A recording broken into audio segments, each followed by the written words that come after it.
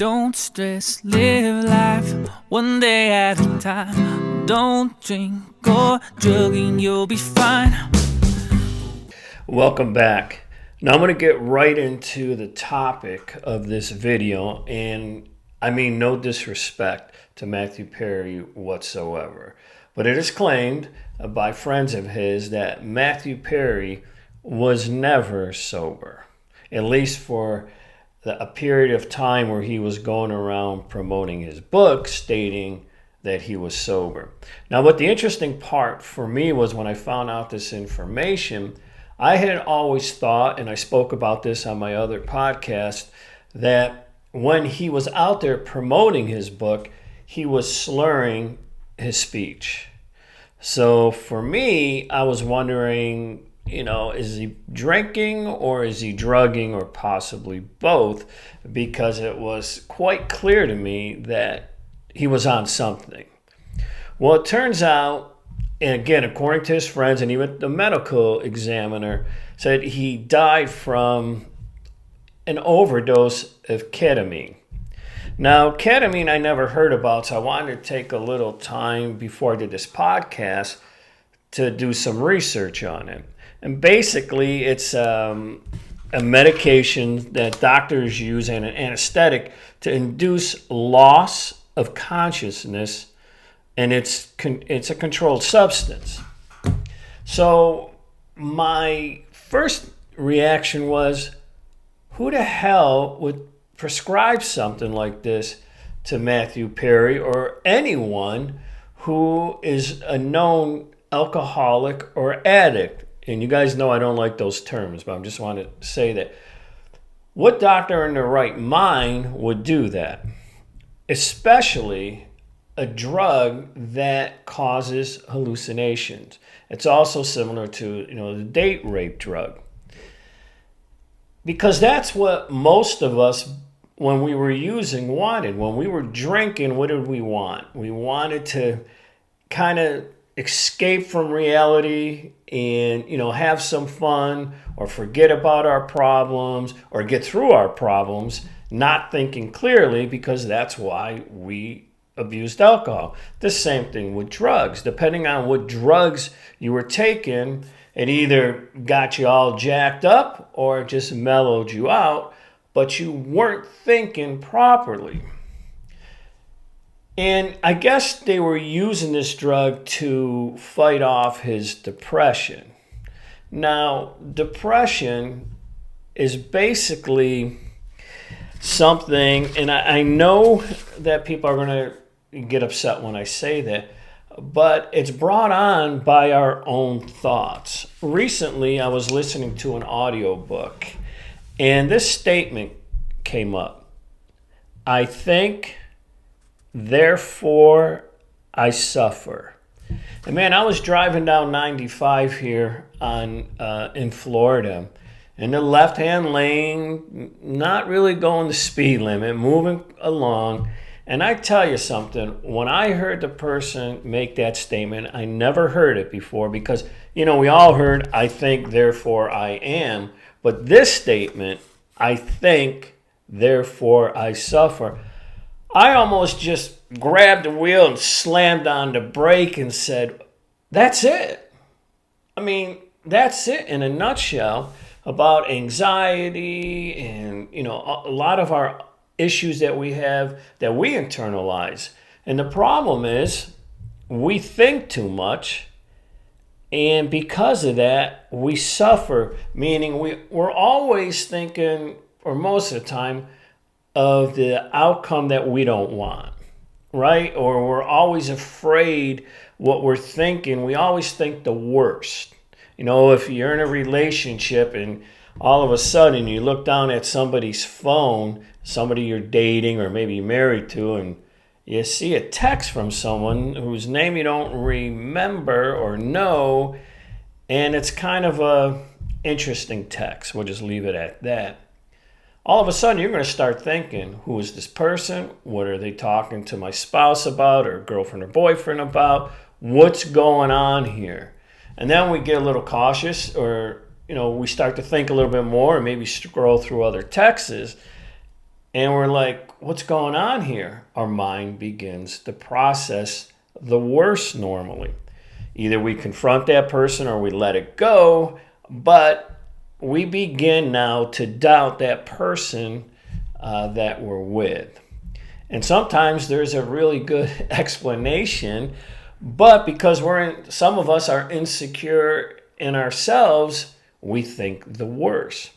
You know, Matthew Perry would always say that he always felt under pressure, that he always had to be the funny guy. No matter what, Matthew had to be the funny guy.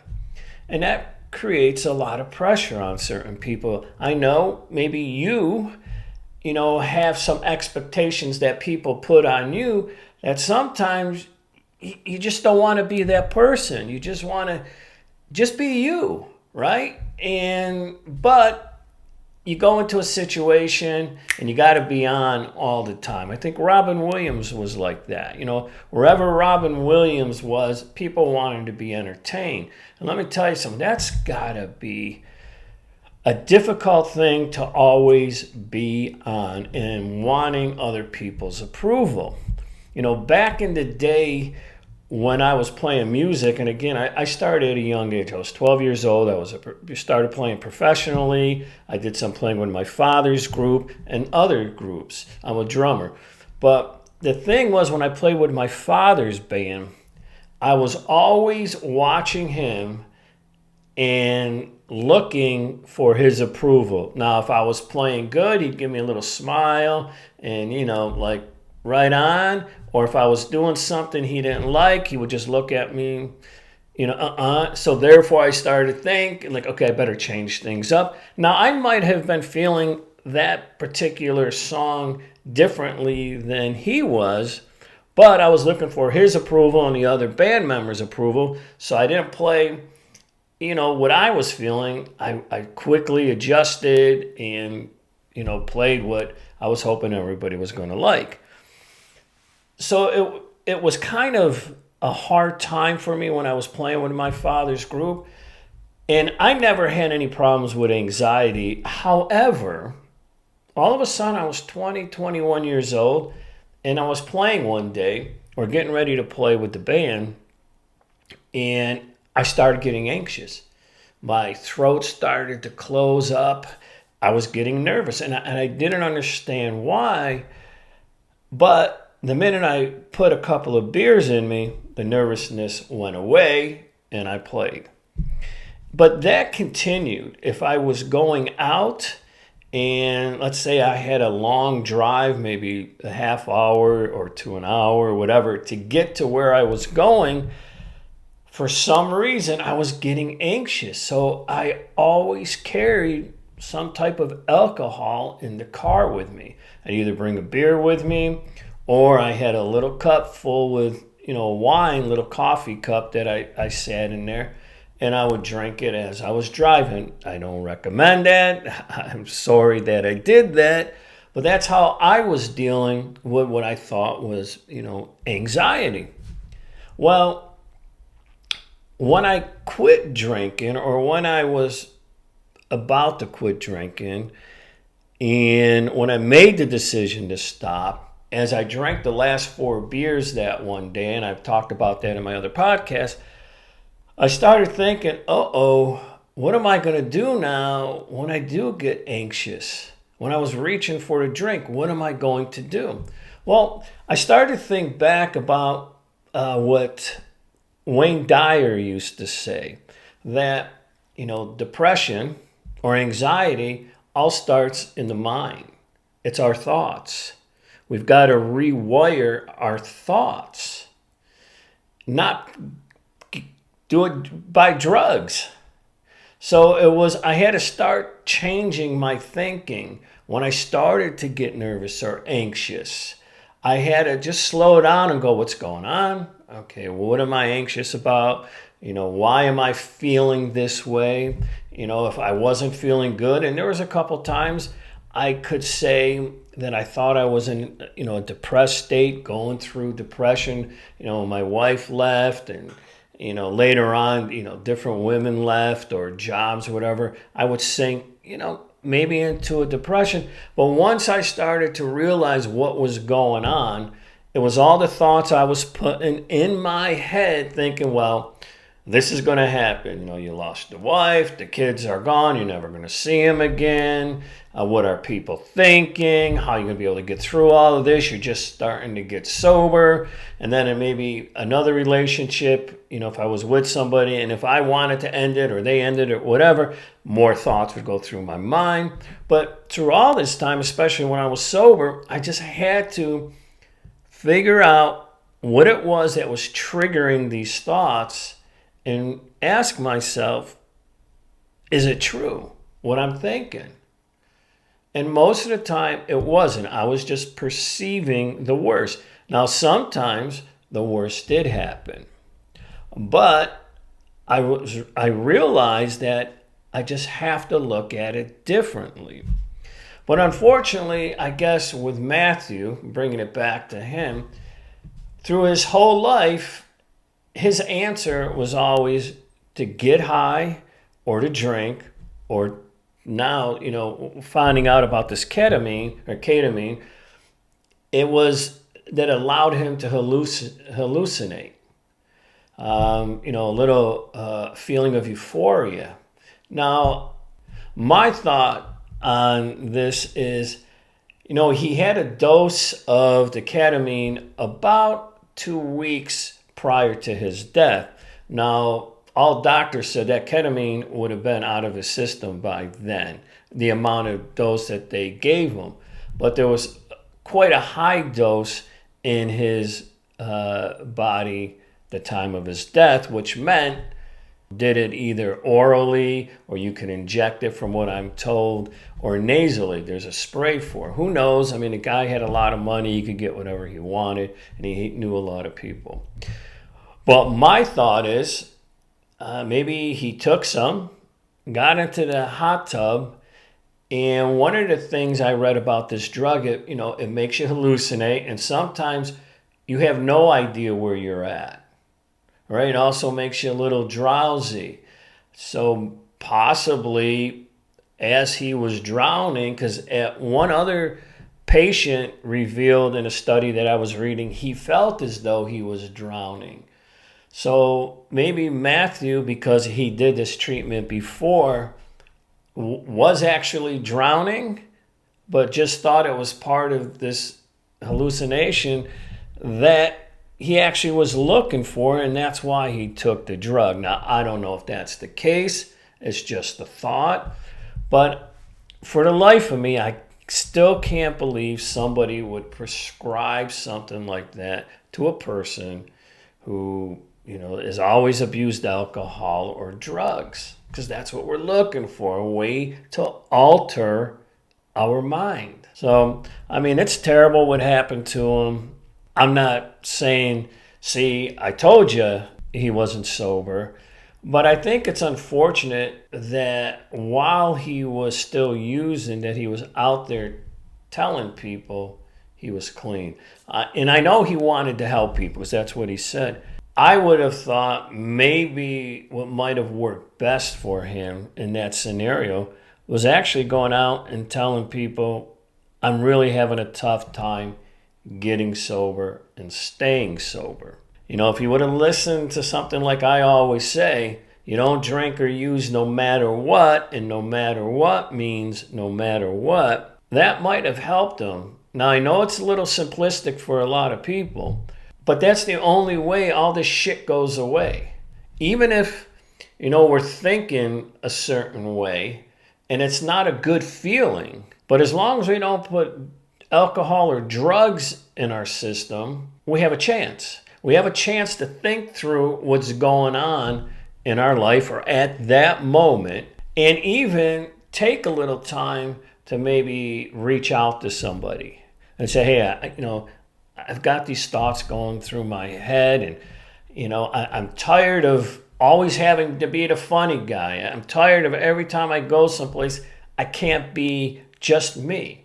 Think about it. I think some people, you may be watching it and you might know somebody who puts on this tough guy image, but you know him personally.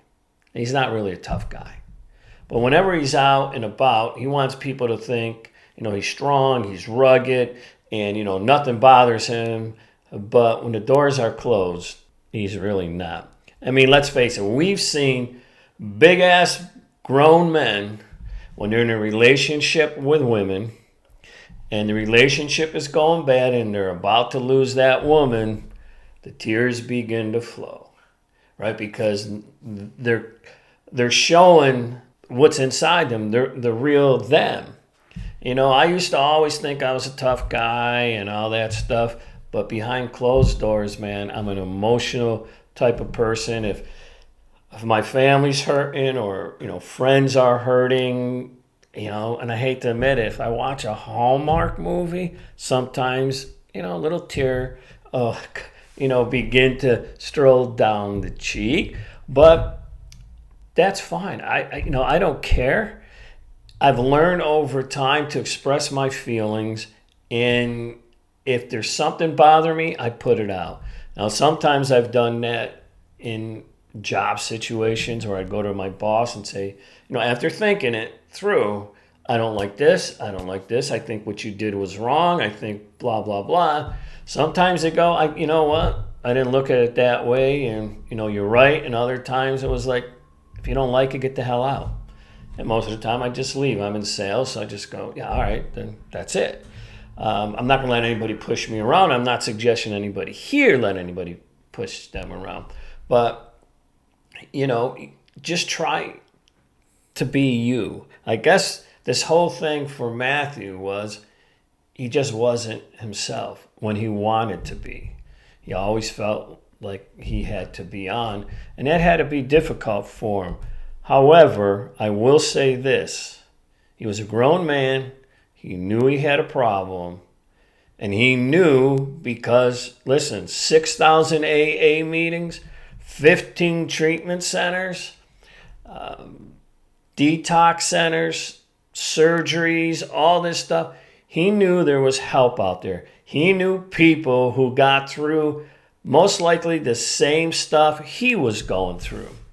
Unfortunately for Matthew, he made the decision that he was going to continue to try to do it his way, meaning he wanted to get out of his mind. He didn't like his own reality for whatever reason that was, and he was a very successful guy, had a lot of money, was continually bringing in money because of the Friends reruns.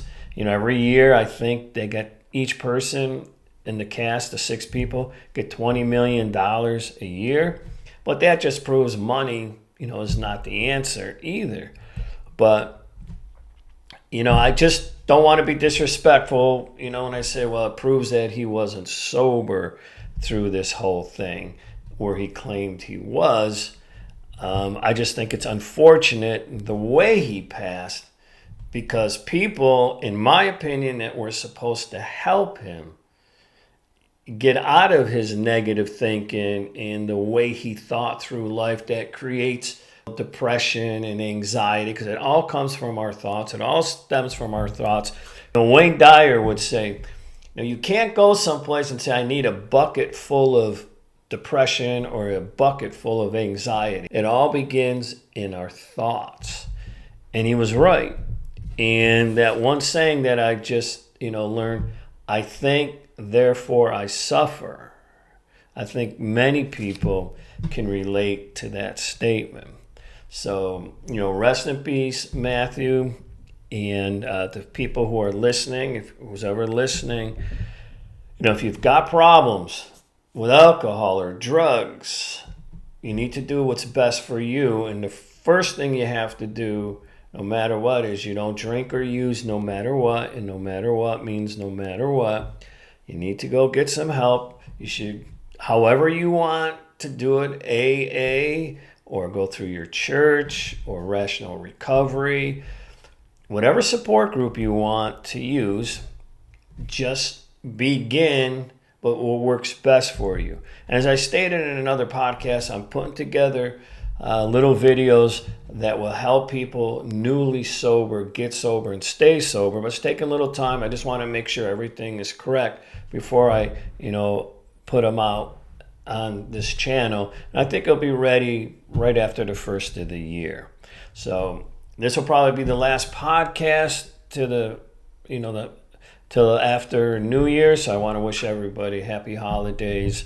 For me, I like to say Merry Christmas and a Happy New Year. And remember, don't drink or use no matter what, and no matter what means no matter what. Think about your serenity. Be grateful for your sobriety.